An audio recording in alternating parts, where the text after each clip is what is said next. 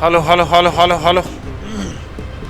आगरा स्थित होटल मदसी सभागार में आयोजित राष्ट्रीय मानवाधिकार सेवा ट्रस्ट के तत्वाधान में एक दिवसीय अधिवेशन आयोजित किया गया, जिसमें विभिन्न राज्य प्रदेश अध्यक्ष और अनेक पदाधिकारी उपस्थित रहे। राष्ट्रीय मानवाधिकार सेवा ट्रस्ट के संस्थापक और राष्ट्रीय अध्यक्ष अटल बिहारी बजाज ने बाबा साहब डॉक्टर भीमराव अंबेडकर के चित्र पर माल्यार्पण कर कार्यक्रम की शुरुआत की।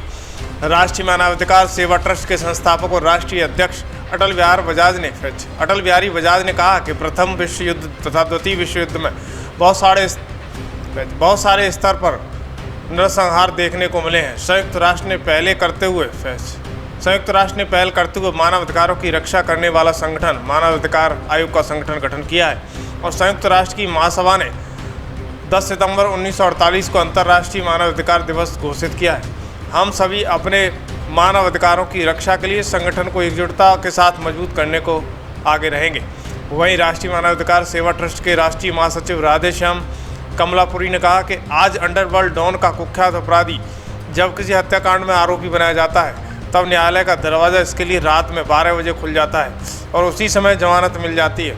लेकिन जब गरीब चोरी में फंसता है तो 10 वर्षों की सज़ा काट कर निकलता है। ये मानवाधिकार संगठन जिस दिन गरीब के बेटे के लिए रात के 12 बजे न्यायालय का दरवाज़ा खुलवाकर न्याय दिलाने का काम करेगा और भारत में मानवाधिकार का झंडा बुलंद करेगा।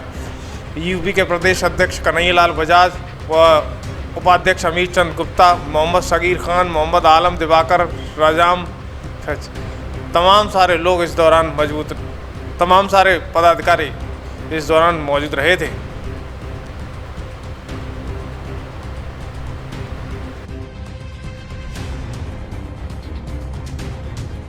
आज राष्ट्रीय मानवाधिकार का एक राष्ट्रीय अधिवेशन का आयोजन किया गया। इस अधिवेशन में कई राज्यों के प्रदेश अध्यक्ष, राष्ट्रीय स्तर के पदाधिकारी, प्रदेश स्तर के पदाधिकारी आज आगरा की पावन धरती पर आए हुए हैं और राष्ट्रीय अधिवेशन हमारा ये तृतीय राष्ट्रीय अधिवेशन है।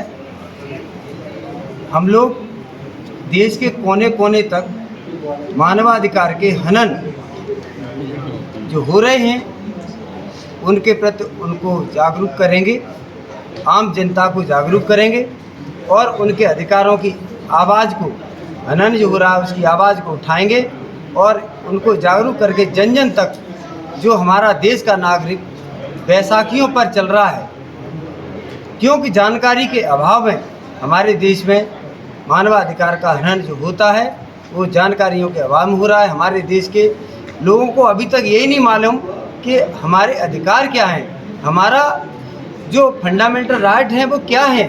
ये सबसे बड़ी विडंबना है। हमारे देश में आम नागरिक को यही नहीं मालूम कि हमारा कानून क्या है, हम कैसे अपने जीवन को सफल बनाएंगे।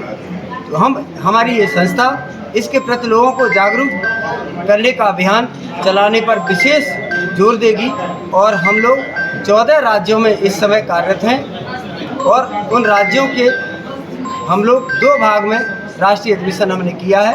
पहले हमारा राष्ट्रीय अधिवेशन 3 राज्यों का है, ऐसे हम अधिवेशन कर रहे हैं।